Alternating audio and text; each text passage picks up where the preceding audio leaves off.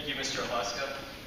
Students, faculty, parents, distinguished guests, it is an absolute honor to be here addressing Decorah High School's extraordinary class of 2013.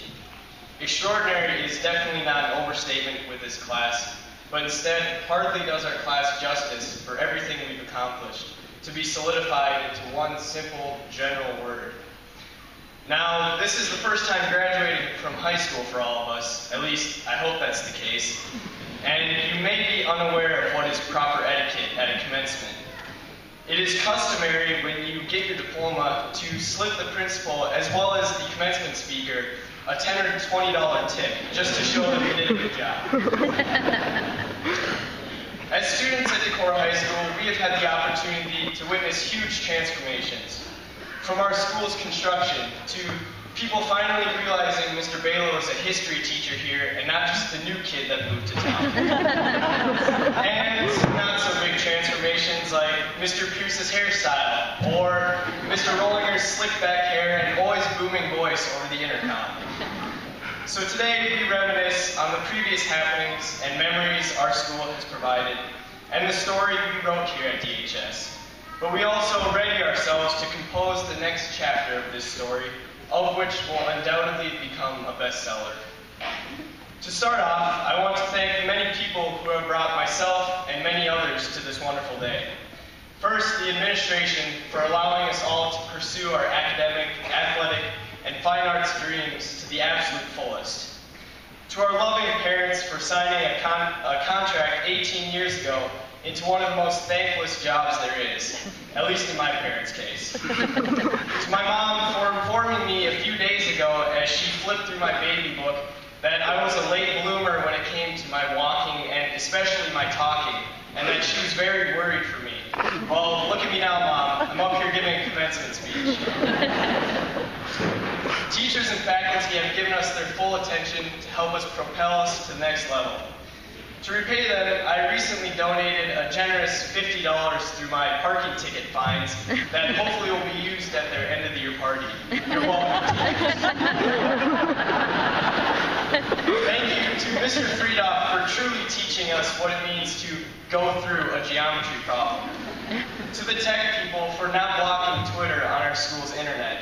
And to Mr. Riley for reminding some of my friends and I that going to a college representative as a freshman is not okay just to skip out on English class. Last, I would like to thank the snowplows, especially this year, for leaving just enough snow on the ground to call off school multiple times, giving me ample time to do all of my homework that I probably already should have done during my 3 study halls.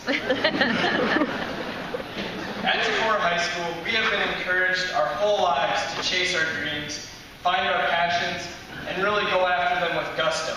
And if we fail, get right back up and start chasing them again until that dream becomes tired and it is ours. For me, I simply chose to stop chasing some dreams and chase others.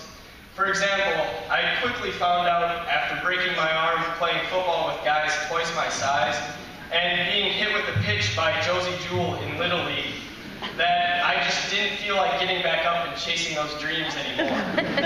Instead, I decided to pursue bigger, better, and less physically abusing dreams like running. I think I made the right choice. Through our young lives and into high school, being educated to chase your dreams is great advice, and is still a great mantra to live by. But this class of 2013 is extraordinary, and being told to chase your dreams would just be too simple. We are fortunate to have been raised in such a nurturing and supportive community that not only welcomed my family with open arms when we moved here, but also forced me to learn how to correctly spell the word Norwegian.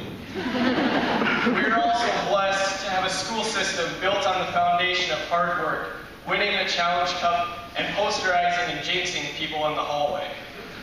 But we will soon be fleeing this support system, and it won't be with us holding our hand the whole time, helping us chase our dreams through our whole lives. It is a wild and crazy world out there with incredible opportunity for us to leave our mark on it. But I challenge you, class of 2013, to embrace this hectic and chaotic world, and instead of simply chasing your dreams, I want you to let life throw every curveball it has at you, and treat it like a nice fastball right down the middle. Go out into society with the unselfish mindset of how you can influence, inspire, and impact today's roller coaster of a world. Ask yourself, do you have the courage to throw yourself into the commitment hunt? Will you try on many different lifestyles to see which ones summon you? As the New York Times columnist David Brooks put it, please don't simply chase your dreams anymore, because happiness is not achieved by chasing it directly. Happiness will be a byproduct of how zestfully you engage in the commitments life throws in your path. We live in a society today divided by conflicts between countries, between gay and straight people, people of different races, Democrats and Republicans, Decorah football and Sioux City healing. I think the latter is something we can all agree on, though. Our world is flooded with greed and selfishness. Hate is often preached more than love.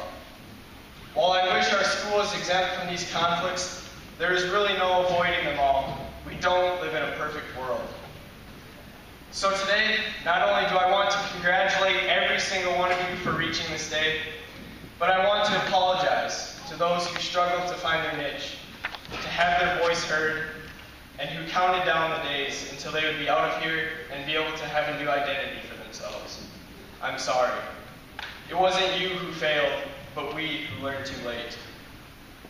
I hope that we can all learn to forgive, though, and take with us the multitude of lessons this institution has provided, and journey out to the conflict-stricken world and have the fortitude and tenacity to harvest success, feel compassion, preach love, and have the courage to embrace life's adventures with vigor.